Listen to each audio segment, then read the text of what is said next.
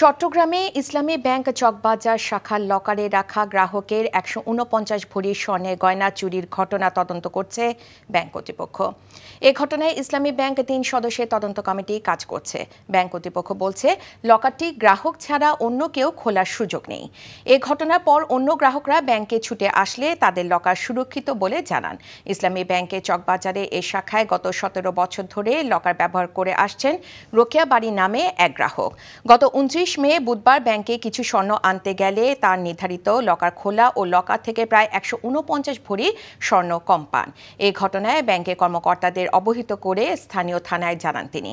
থানা কোনো রকম সহযোগিতা না করায় আদালতে মামলা প্রস্তুতির কথা জানান ওই গ্রাহক।